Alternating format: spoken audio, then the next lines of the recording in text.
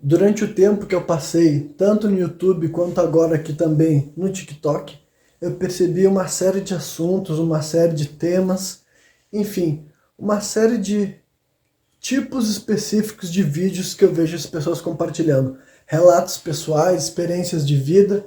Tem várias coisas que tem uma abundância de relatos similares até, alguns quase idênticos. E aqui está algo da minha vivência particular que eu já compartilhei num dos meus podcasts longos. É o programa Sem Contexto número 111, se tu quiser ouvir, seja no Spotify ou no YouTube. Vão lá e escutem esse vídeo completo. Aqui eu vou estar abordando de uma forma reduzida e provavelmente dividida em duas ou até mesmo três partes essa minha experiência sendo filho de uma pessoa que cumpriu pena na cadeia, né? Por quê? Porque basicamente eu identifico quanto isso é uma informação a respeito de mim que também faz parte assim, da formação do meu caráter, que muda muito a minha relação com diversas coisas assim, aqui na nossa sociedade mesmo, sabe? É difícil encontrar pessoas que tiveram essa espécie assim de relação, sabe? Muitas pessoas têm experiências até mesmo de terem sido presas em algum momento, mas nem muitas pessoas têm experiências de serem filhos de alguém que tenha passado por isso, né? E isso daí realmente afeta a tua forma de se relacionar com essa própria ideia, sabe? Eu vou começar direto com uma frase que aqui no Brasil se torna assim bem, sei lá, eu vou dizer que recorrente, né? Eu não sei qual foi a primeira vez que eu escutei isso, mas né, já faz bastante tempo que eu ouvi falar daquela frase que diz que bandido bom é bandido morto. E eu confesso para vocês que desde a primeira vez que eu escutei essa frase, antes mesmo de eu ter qualquer espécie de politização e refletir mais profundamente sobre certos pontos da nossa sociedade, eu já tinha uma aversão pessoal a essa expressão, porque eu identificava que ela condenava quem meu pai havia sido e, de certa forma, condenava a minha própria existência também, né? Porque também ao longo da minha vida eu descobri o quanto que as pessoas podiam utilizar o passado que o meu pai teve para afetar a forma com que eles iriam se relacionar comigo. Então, assim, em primeiro lugar, eu vou deixar bem claro que, para mim, enquanto criança, né, eu devo ter sido introduzido a essa ideia de que meu pai tinha sido preso quando eu deveria ter, sei lá, uns 4 anos de idade, sabe? Não demorou nada para ele começar a falar desses assuntos para mim, e é óbvio que foi uma ideia que foi se desenvolvendo melhor conforme eu fui envelhecendo, né? Muitas informações, muitas etapas, muitos contextos que levaram ele a ser preso e coisas que aconteceram lá dentro também, ele só foi falando para mim conforme foi ficando mais velho, foi adquirindo maior maturidade para lidar com certos temas. Mas ele fez questão, deu para ver que para ele era importante que ele não escondesse isso de mim. Provavelmente ele não queria que eu ficasse sabendo disso através da boca dos outros, provavelmente, né? Porque ele foi honesto com isso também quando ele estava conhecendo a minha mãe, né, no caso antes de eu nascer. Então, de certa forma, isso nunca foi, tipo assim, algo que era escondido, entendeu? Nem dentro da minha casa, nem em outros espaços que meu pai estava. E daí, enquanto eu era criança, eu não conseguia entender exatamente quando eu estava enxergando pessoas tendo um tratamento diferenciado para ele, baseado em quem ele havia sido, e não necessariamente o que ele estava fazendo naquele momento, sabe? E isso também acabava respingando em mim, né? Então eu vou começar falando então basicamente do que aconteceu com ele para ele chegar nessa posição, porque eu acho que é o tipo de coisa que é um pouco mais interessante para quem estiver me ouvindo aqui no começo. Mas eu realmente acho, eu quero destacar aqui para mim esse vídeo que é mais sobre como que isso afetou a minha forma de pensar sobre questões sociais, tá ligado? Mais do que ele viveu, afinal, foi ele que passou por essas experiências e devido a uma série de questões, nem mesmo ele é capaz de relatar elas com uma forma assim muito presente e literal dos fatos que aconteceram, né? Basicamente, o meu pai só frequentou a escola até a terceira série. De vez em quando esse relato modifica-se para a quarta ou quinta série, mas vamos trabalhar com que ele só vamos trabalhar com a ideia de que ele frequentou a escola só até a terceira série. E depois disso, ele já parou de ir para a escola e com 11 anos de idade, mais ou menos, ele teria começado a fumar, né? Fumar cigarro inicialmente. Com 12 anos ele já estava se envolvendo com outras drogas, como o álcool, como a maconha, como a cocaína também, e com 13 anos ele já estava envolvido no tráfico, né, sendo um daqueles jovens, aqueles garotos que já estavam vendendo esse tipo de substância. Para ter uma ideia, então, meu pai nasceu em 69, então essas coisas deviam estar acontecendo no início dos anos 80, né, no início dos anos 80, ali entre 82 e 83, né. Esse tipo de coisa também eu só fui conseguir elaborar melhor na minha mente conforme eu fui ficando mais velho, né? Eu tinha que saber o ano que meu pai nascia, tinha que saber a idade que ele estava. Eu sendo uma pessoa que gosta de história e também gosto de de refletir a respeito de aspectos sociais da nossa sociedade, todo esse tipo de coisa eu consegui entender melhor o tipo de cenário que meu pai estava inserido, o tipo de contexto que ele vivia, né? Ele morava lá em Porto Alegre, no Morro da Cruz, né? Que, como o próprio nome sugere, é um morro, realmente já tinha uma estrutura periférica, já tinha os problemas, desafios e questões pessoais de zonas periféricas aqui do Brasil, mas era uma realidade diferente de hoje em dia, né? 82 não é a mesma coisa que 2024. Mas então eu tenho mais ou menos uma ideia da espécie de desafio de percalço que ele passava. E também tem até mesmo o aspecto da questão familiar que meu pai viveu.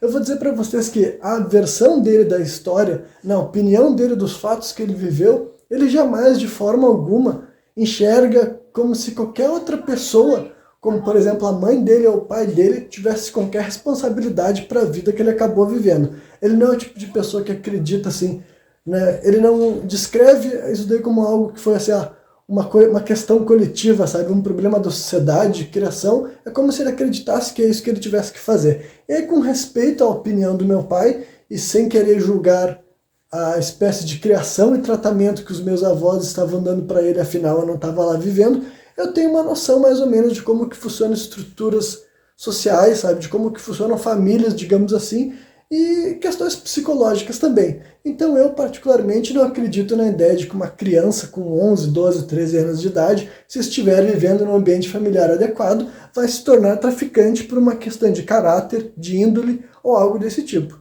Eu não acredito nesse tipo de mundo. Então, na minha opinião, existe uma questão, várias questões, né, que influenciavam, jogavam, empurraram, né, o meu pai para uma certa vivência, devido também ao espaço que ele vivia, né, os ambientes que ele frequentava. Afinal, ele estava inserido em todo um contexto também, não é como se ele tivesse inventado nada, né, ele simplesmente se ajustou a uma estrutura que estava ali existindo também. Então, basicamente, né, esse tipo de interpretação da vivência do meu pai eu fui tendo ao longo da minha vida, entendeu? Mas para eu ter essa interpretação, eu tinha que ter tido um pai com essa vivência, sabe? Eu tinha que ter tido um pai que com essa baixa idade estava vivendo isso. E para mim sempre foi um grande exercício de reflexão, de empatia. Porque eu com 11, 12, 13 anos de idade, eu estava indo para a escola, eu estava passando por desafios que estavam moldando o meu caráter também, mas esses desafios nada tinha a ver com a questão de ilegalidade, nada tinha a ver com, por exemplo, estar tendo acesso a armas de fogo e eventualmente tendo que abrir fogo se defendendo contra outras pessoas, né? Diversas espécies de pessoas, inclusive. Então, o meu pai teve essa vivência que envolvia roubos, envolvia tráfico, quando ele ainda era um menor de idade. E ele seria preso aos 19 anos de idade. Isso quer dizer que isso era o ano de 1988, né? Outra questão que ao longo do tempo eu consegui refletir é que 1988 fazia pouco tempo que a ditadura militar tinha chegado ao fim, e mais do que isso, fazia pouquíssimo tempo que sequer havia qualquer questão para mudar o tratamento que a polícia militar tinha. Então, basicamente, eu estou querendo dizer que o meu pai ainda foi preso num período em que a polícia militar provavelmente tinha o comportamento e a forma de agir de um período que é considerado um dos mais sombrios e assim, abusivos em questão de como esse país lidava com penitências, esse tipo de coisa, né? Então, enfim, o meu pai, o crime que fez ele ser preso, né, foi de assalto, né? Ele chegou a ser preso mesmo, ele ficou 2 anos preso, né? E foi um cenário assim que ele já me descreveu. Mais uma vez eu não me lembro exatamente quando que ele começou a me falar exatamente o processo, mas ele disse que ele tinha 19 anos de idade, ele ia assaltar um mercado, né? Ele mais um parceiro de crime, digamos assim, e policiais viram ele entrando lá, sabe? Viram ele entrando no mercado para fazer aquilo de lá. Chegou assim, eles entraram atrás do meu pai e do comparsa dele, né? Fecharam a porta do estabelecimento. Ele disse que lá mesmo eles já foram espancados, né? Foram espancados pelos policiais e pelo sujeito que era o dono do mercado. Ele falou para mim que passou alguns dias na delegacia, sendo literalmente torturado. Ele me descreveu alguns dos procedimentos que ele passou lá dentro, porque a ideia é que os policiais e o delegado queriam que ele confessasse mais crimes, né? Porque daí eles podiam aproveitar para botar mais pena e também resolver algumas questões, sabe? E meu pai disse que eram crimes que nem era necessariamente ele que tinha cometido, sabe? Eram crimes que os caras precisavam de solução e se pudesse colocar ele junto para resolver, tipo, para resolver mais coisas, eles teriam essa confissão. Ele disse que não confessou, esperou o processo acabar, os sujeitos só pararam quando viram que basicamente não tinha muito, tipo, ia acabar começar a tentar contra a vida dele, né? Fisicamente falando, eu e meu pai somos muito parecidos, inclusive ele é um pouco mais baixo até do que eu, né? E ele nunca teve cabelo comprido. Então, mas fisicamente, refletindo quando eu tinha 19 anos de idade, eu consigo imaginar mais ou menos que espécie de experiência traumática foi isso, né? E na realidade eu ainda nem cheguei até diversas questões que eu quero abordar mesmo, né? Eu ainda estou até no meio da narrativa, no meio da história, mas acho que aqui é um bom ponto para parar, para deixar vocês interessados. Na segunda parte eu vou descrever mais ou menos espécie de coisas que ele me relatou lá dentro, né? Mas eu já quero terminar essa primeira parte do vídeo deixando bem claro que, assim, todas essas experiências meu pai sempre me contou com um caráter, assim, bem autocrítico mesmo, sabe? Ele sempre descrevia como algo ruim, ele sempre descrevia como se ele estivesse respondendo por coisas que ele tinha realizado, né? Mas, de qualquer forma, esse tipo de coisa me fazia ter reflexões que são de caráter, assim, social e também humanitário mesmo, sabe? Reflexões até mesmo de por que será que o meu pai passou por esse tipo de situação e conseguiu, assim, mudar a forma com que ele viveu a vida dele, sabe? Depois, inclusive depois que ele casou, depois que ele se tornou pai, né? Ele tá vivo até os dias de hoje. Eu sei muito bem que ele não faz o que ele já fez, porque como ele mesmo já comentou algumas vezes, ele não estaria vivo até os dias de hoje, né? Com certeza ele já teria... Enfim, ser uma pessoa que não sai desse tipo de... A pessoa que vive uma vida fora da lei e persiste nisso, em algum momento ela vai acabar sendo presa de novo, ela vai acabar sendo morta ou algo desse tipo, porque, né, é a natureza desse tipo de realidade, né? Então, se ele está vivo até os dias de hoje, né, com diversas questões ainda que eu vou abordar aqui, provavelmente nos próximos 2 vídeos, eu já estou prevendo, né?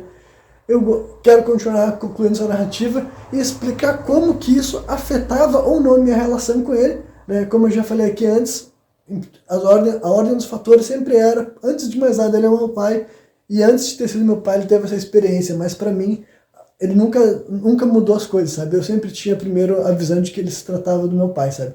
Mas eu descobri rapidamente que pro resto do mundo as coisas não funcionavam assim, né? As pessoas são bem, assim, vou dizer realmente assim, pequenas, medíocres e até mesmo preconceituosas, tá ligado? Elas não precisam de muito para te rotular, elas só precisam de alguma informação prévia a teu respeito para já começar a assumir diversas coisas sobre ti e começar a modular o tratamento a teu respeito devido àquilo que elas acham que tu é ou não é e quanto que tu pode servir ou não para o benefício próprio delas, né? Mas então é isso, né? Provavelmente amanhã, depois de amanhã ou algo desse tipo, eu trago a segunda parte desse vídeo comentando mais de como foi a vida do meu pai e a minha experiência tendo tido uma figura paterna que nem todos aqui que eu vejo comentando coisas a respeito têm histórias de vida e de criação parecidas com essa. Valeu!